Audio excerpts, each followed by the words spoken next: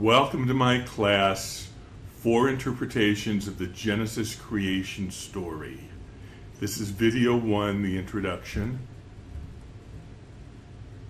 In this class, we will be looking at the first verse in Genesis, the beginning of the creation story. How can we interpret this story? In this class, we will study 4 very different interpretations that grew out of Jewish tradition. Allow me to introduce myself. First, I am a rabbi, receiving my rabbinic ordination from the Jewish Theological Seminary, New York.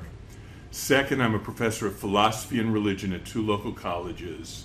I received my PhD from Florida Atlantic University with a dissertation on process philosophy and Jewish mysticism. Finally, I am an author of 7 books. My most recent book is 3 creation stories. A Rabbi Encounters the Universe. In this class, we will expand those 3 stories to 4. One of the central teachings of Judaism is the belief that the rabbis have the right to interpret and reinterpret the text of the Torah, the 5 books of Moses, in each generation. In fact, tradition teaches that every verse is open to 70 different interpretations. A rabbinic midrash interpretation teaches there are 70 faces to the Torah, Numbers Rabbah 13:15. Do not worry, we will not look at 70 interpretations, we will limit ourselves to 4. Many Christians, particularly among Protestants, follow Martin Luther's dictum of sola scriptura. The plain meaning of Scripture is the sole source of authority. Judaism has never accepted this dictum. Incidentally, neither has the Catholic Church. Both permit multiple interpretations of Scripture.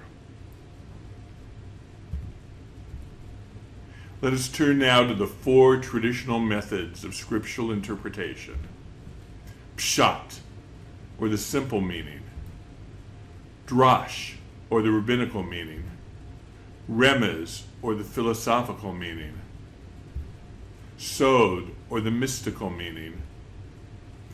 We will apply each of these 4 methods to the first verse of Genesis, but first let us explore what each one means. Pshat, or the simple meaning. What did the author of the text have in mind when he or she wrote it? We are not concerned here with who the author is, rather what was the intent of the author.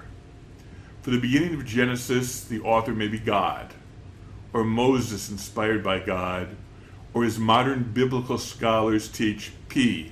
Modern scholarship teaches that the Torah consists of 4 sources, J, E, P, D.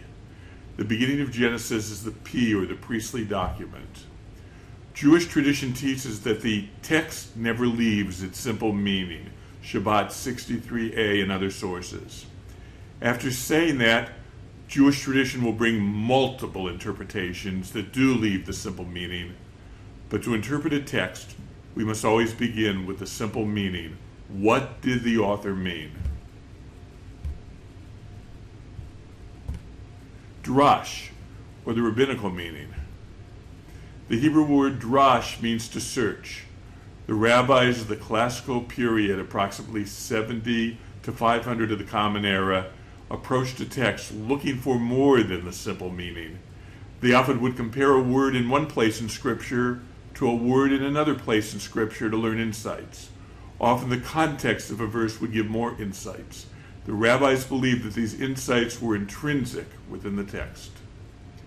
A huge corpus of such rabbinic interpretations grew, known as midrash. One of the most important collections of such midrash, plural midrashim, is known as Midrash Rabbah, the Great Midrash. The midrash collection on Genesis is called Genesis Rabbah. We will be quoting Genesis Rabbah as we study the rabbinic approach to the beginning of Genesis. Remez, or the philosophical meaning. The Hebrew word remez means hint. This is sometimes known as allegorical as well as philosophical meaning. Philosophers, particularly those who flourished during the age of medieval Jewish philosophy, approached the text within carefully argued philosophical systems. They searched for ways the text could support their philosophical system. Philosophers use rational argument and dialogue in their search for truth. Yet philosophers often combine their philosophical insights with religious scriptures. For example, the Jewish philosopher Philo combined Judaism with the insights of Plato. Maimonides combined Judaism with the insights of Aristotle.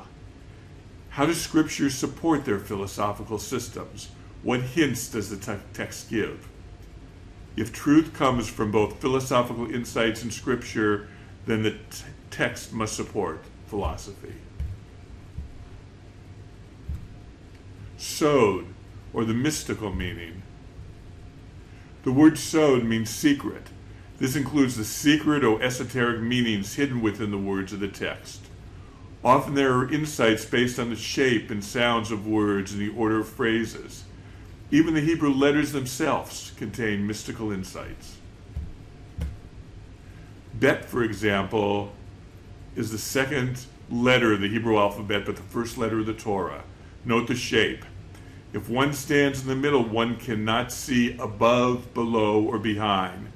This teaches that one should not speculate too much on what is above, below, or before. According to the traditions of Kabbalah, Jewish mysticism, too much speculation can be dangerous.